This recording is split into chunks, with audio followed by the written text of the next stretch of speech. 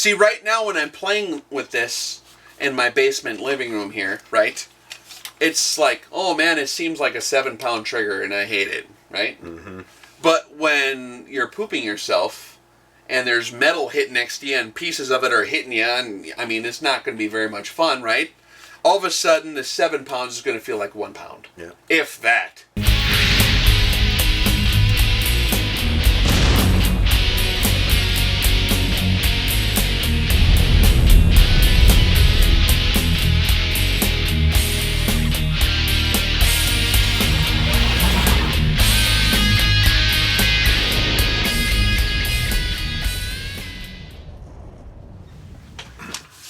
Uh-oh. Uh-oh. Rex has a weapon in the house. It's not the first time that's happened, though. Yeah, I heard about these being laying around here before.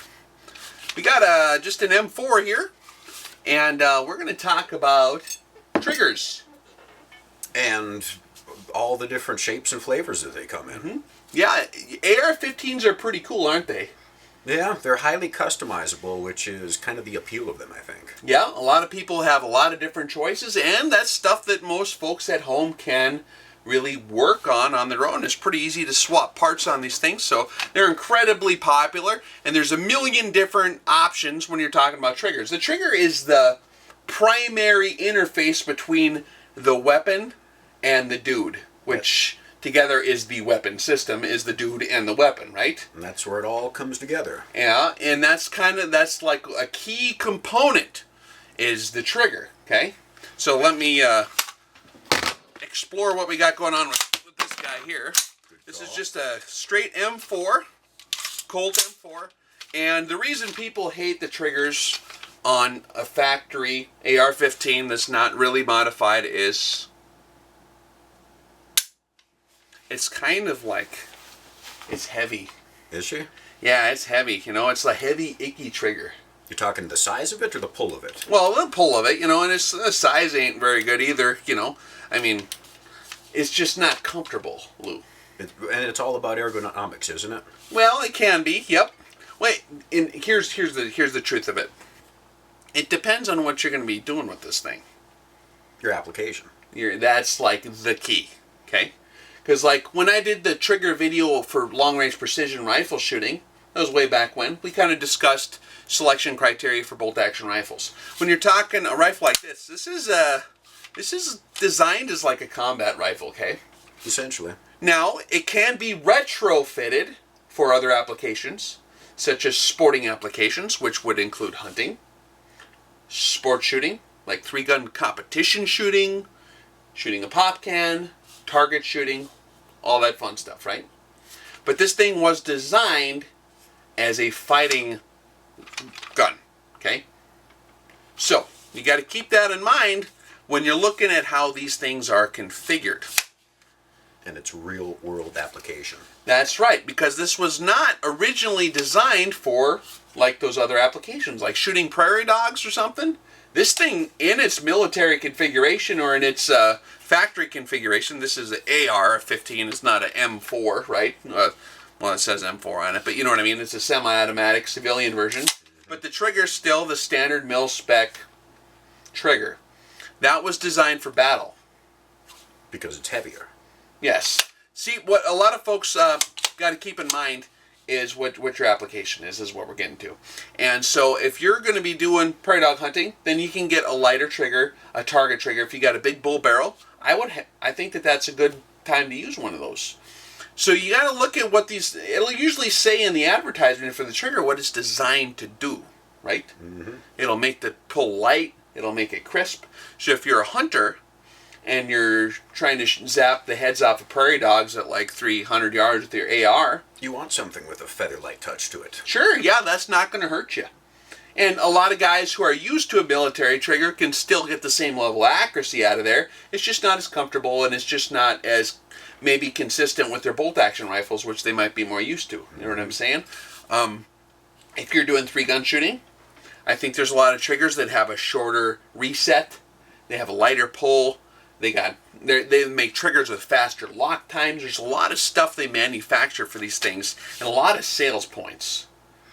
And that is the biggie with such a customizable weapon, is so many different options and advertisements all coming at you, and Yeah. trying to differentiate what's worthwhile from what's worthless. Yeah. So, what other directions do people commonly take when choosing a trigger? Because that's not the only direction, is it, for competition and Okay. having a light trigger pull? You could take it in the other direction, I assume. Right. Well, here's where it's gone. So, like, my choice for triggers on these types of rifles, because I'm gonna maybe use it for defense applications. I might defend the house. If you're looking for a zombie apocalypse or something like that, if there was ever a Red Dawn situation, God forbid, or if you're going to use this to preserve life, liberty, and the pursuit of happiness, the way you can cover all three is just by maybe leaving the mil-spec trigger in there, and that's actually what I do. Is it? I am a weird guy. After all that build-up, you're going to tell us that you leave the standard factory mil-spec trigger in there? That's actually what I got in all my ARs. Really? Yeah, I don't mess with that.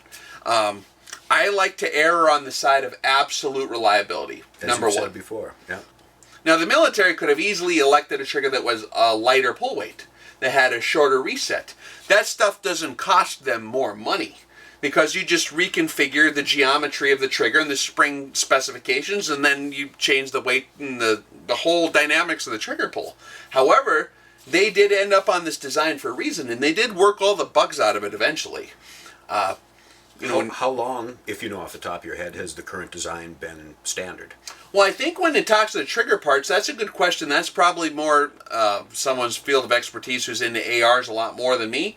But I know they messed with firing pin weights.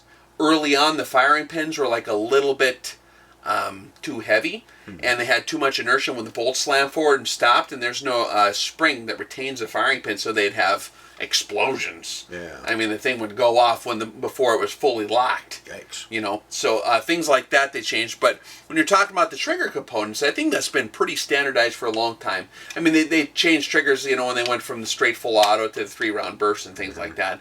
But when you're talking about, like, if you look at the triggers on these things, and when we're talking about triggers, we're talking about the whole set of guts, honestly, because when you upgrade the trigger on your AR, you're getting a new hammer, you're getting a new safety selector, a new disc connector, all these different parts in here that are associated with the trigger, right? The trigger assembly? Yep, just your lower receiver parts kit, basically, right? And so I like the standard configuration because these have been like deployed all over for a long time. Since 1965, they've been working the bugs out of it, and these work. They usually work. They're a little more fussy than other rifle designs, but as in so much as AR-15s, this is the most reliable trigger that I'm aware of that is made for them. And when you're talking about a diversity of different kinds of ammunition, like you might get bad ammo, some primers need to be hit really hard to go off. Mm-hmm. And in my rifle, I want that thing to go off. So in that instance, you want the hammer with this much mass configured in this way.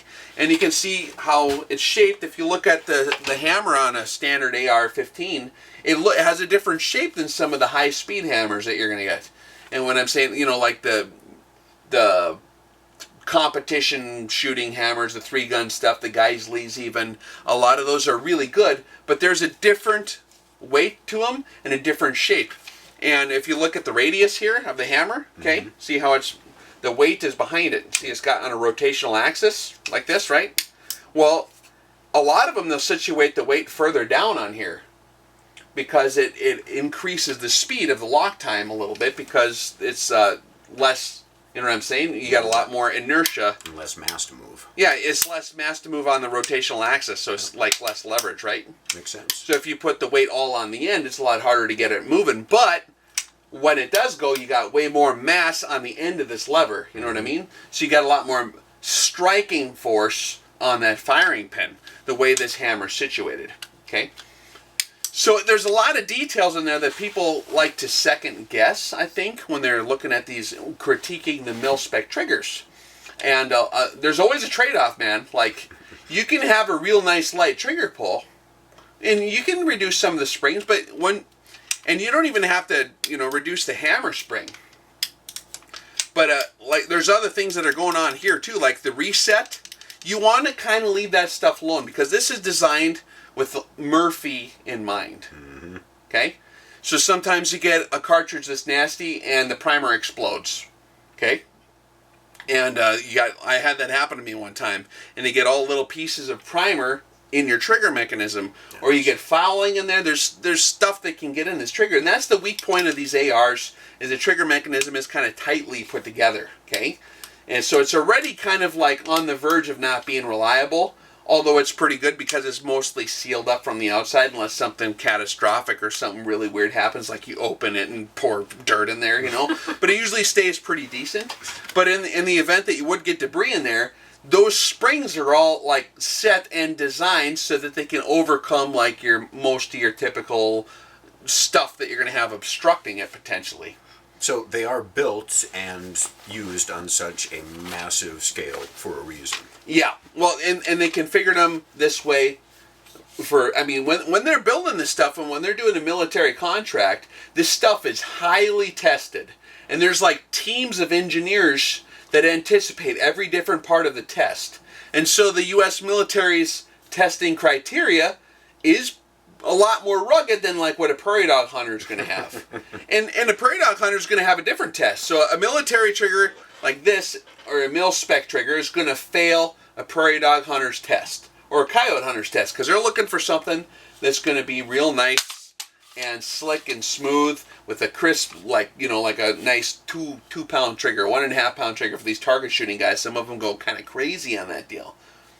But for the military, they want something stupidly rugged that's going to work, that has enough mass to hit that thing hard every time. All the springs are hard enough so that everything resets properly. So you get kind of a big heavy-duty trigger. So to reiterate, that just brings us back to your application, yeah, what you're using it for. Exactly. And so, being that the rifle is designed for that application, for potential like defensive use or battle use. That's why the standard is probably the best. Well, that's why I prefer it.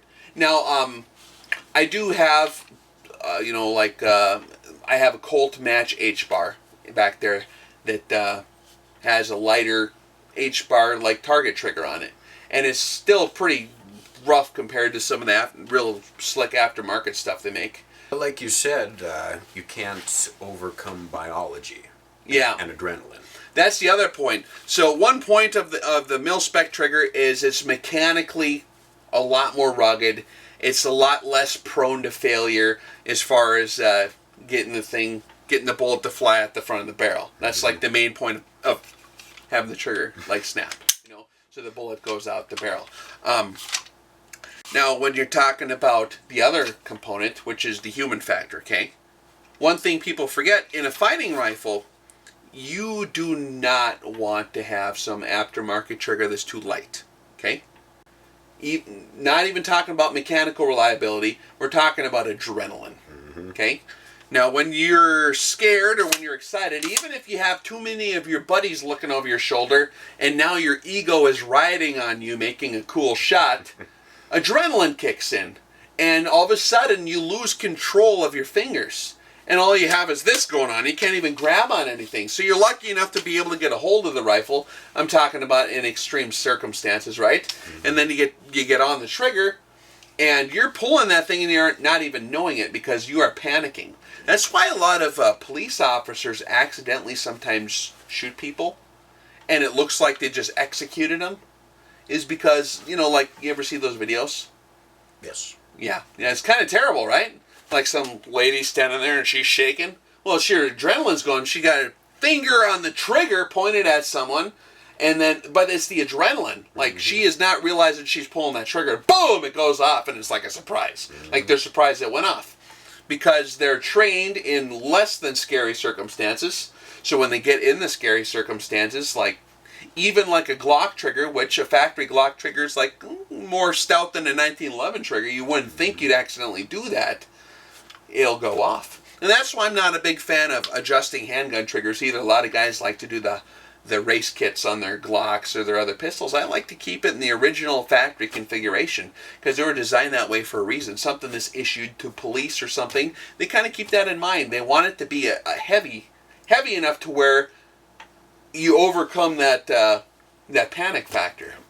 You know what I'm saying? And that's kind of the one redeeming thought throughout the whole thing, is that your application and keeping in mind what you're going to use it for. See, right now when I'm playing with this in my basement living room here, right, it's like, oh man, it seems like a 7-pound trigger and I hate it, right? Mm-hmm.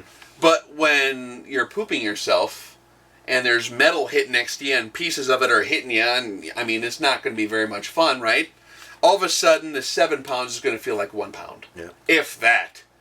You know, you're not even going to feel it. There's an old saying, like for Cape buffalo hunting and hunting like lions and stuff in Africa, 458 like elephant guns kick like BB guns when you're actually hunting an elephant. I bet they do. Because you're scared and adrenaline kicks in, and you don't notice that stuff. Your biology is different when you're in a panic. True story. So that's why the military uses that configuration of trigger. Someone brought up one time when we were having the discussion, well, soldiers are stupid and they're not as trained as like competition shooters, so yeah, those stupid soldiers can have those stupid triggers. Seems like a really biased fallacy. Well, I mean, and it's not a stupid thing. Adrenaline will make you stupid. But It'll also give you tunnel vision. Stronger. Yeah, it'll make you stronger. It'll reduce your dexterity. So you got to remember that everyone's going to be stupid when they're in that situation. Mm-hmm. And so you need absolute mechanical reliability. So you need a trigger that's really heavy to overcome that adrenaline. And adrenaline is powerful. Yeah, it'll definitely do that to you. So that's just my quick commentary on battle triggers. And everything that goes along with it. Mm-hmm. Well, not everything, but yeah. At least 40 things. At least 40 things. Yeah, after all that build-up, yeah, I just prefer the military spec. That's fine. That's pretty good. Were you expecting a different answer or what? I don't know what I was expecting, actually. You're curious to see what brand I put on here? Yeah. No, that's just exactly what they put in That here. makes sense, though. What? Yeah. It makes perfect sense.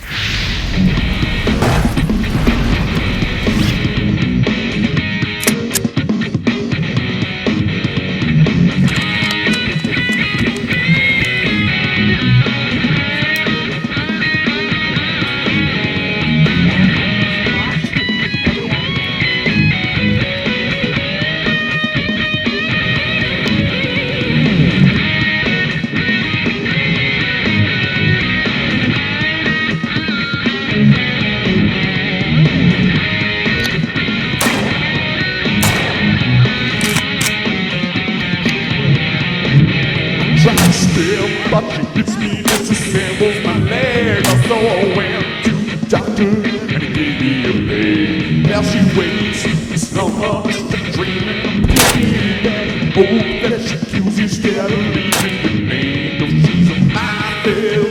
She'll watch your body from your soul. Minefield, leave a big smoking hole. Minefield, please don't beat off my leg. Minefield,